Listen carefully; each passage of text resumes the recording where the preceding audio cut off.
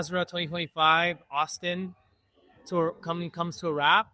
He's listened to a lot of great lectures. We learned a lot about what's happening in the profession. We learned a lot about AI, bringing AI into our practice. We got some great tips on practice management. We also got to network, and we got to meet people from all around the world, from Ontario, from other provinces, America, and also some international people. So what are your thoughts on the conference? So I think it's been an excellent conference. It's been an amazing time here at the conference that was co-chaired by our own Dr. Anuj Bhatia from Toronto Western, Canada representing. Always wonderful to see Ontario and Canada reflected on the world stage. And I'm leaving from here feeling more inspired, feeling sort of enthused to undertake new projects and new ways to bridge gaps between all the pain care providers, not just in Canada and Ontario, but internationally as well. There's a lot of work that still needs to be done to sort of provide that high quality, efficient care that our patients deserve. You know, it's nice. It was a twofold, in my opinion. One, I felt listening to everyone and how their practice is done, how they're managing their clinics. We are feeling validated and that we're doing a lot of right things for our patients, because that's how we know when we hear the same kind of care being delivered by others too.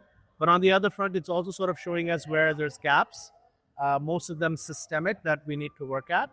And I think when we have all the right players at the table with the right guidance and the right leadership, we can definitely improve pain medicine delivery to our patients. We can definitely increase the scope. What do you think, Dr. Siva, the future holds for us? No, it was nice because from my perspective, I attended some of the program director meetings and some of the training requirements. It's nice to see all the various training strategies and platforms that are available in the US, in Canada. Some of the struggles of making our training better and homogeneous throughout the nations in North America, making sure that the residents graduate at the same levels and there's opportunities to advance their pain care afterwards. So it's interesting to just learn from some of the great leaders in North America. It's great. So there was about a lot of new technologies that we saw today. Dr. Monty, tell us about some of the technologies that you covered. And then we'll start. All right, the little brother's got a couple cool show and tell things. So The future of pain medicine right here. I've been exploring these pain booths, and there's actually a lot of cool stuff on the horizon. So first one, cool stuff, but is it practical in Canada? That's what I want to know. some yes, some no, and some can be. If the government had any intention to reduce costs on the long term or prioritize function over just short term cost savings. So some of these things could be. So what was your number one thing? You only have time for one. Only time for one. Give me your number one. If you could have one last meal, what would you bring back to Toronto Okay. and to our patients in Ontario? It's not easy, guys. But the thing I found that I really thought was super cool was there's the Sprint peripheral nerve system. So unlike other peripheral nerve systems that have to actually be implanted for life to work, this company has validated a 60-day trial. So there's no incisions. You don't need to implant the battery. This can be done in a clinical, out-of-hospital setting where it's not going to overburden OR wait times. So it could be done at a FIA. It's something we can lead the way and do it. And so basically, you're going to be implanting this under ultrasound guidance with nothing but a cannula. You thread the very thin wire in, and then it has a patented technology that's designed to anchor it and stay without any sutures, without any incisions or scalpel. You connect it to the external device.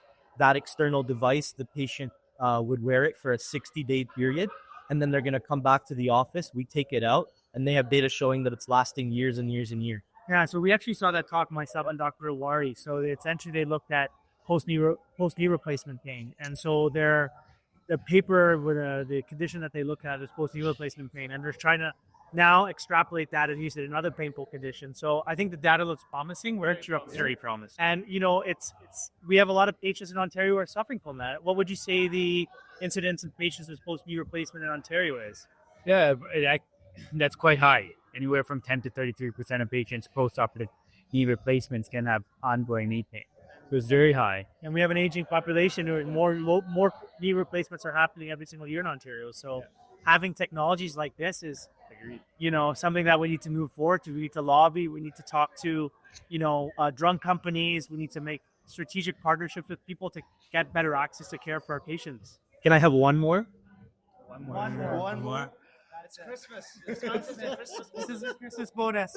So okay, the other one, and there's a couple companies that do this, but basically this is nerve ablation that occurs inside the vertebral body. So a lot of people who have disc pain, we don't have anything in Canada that treats axial discogenic pain, or if they want to call it vertebrogenic pain. And so in this case, you have a needle, very thick needle that's going to enter inside the vertebral body bone, and then you're going to essentially run a wire inside of that, which is going to allow you to heat up and destroy that nerve from the inside of the vertebral. Well, what's that procedure called? So in this case, they call this one intercept.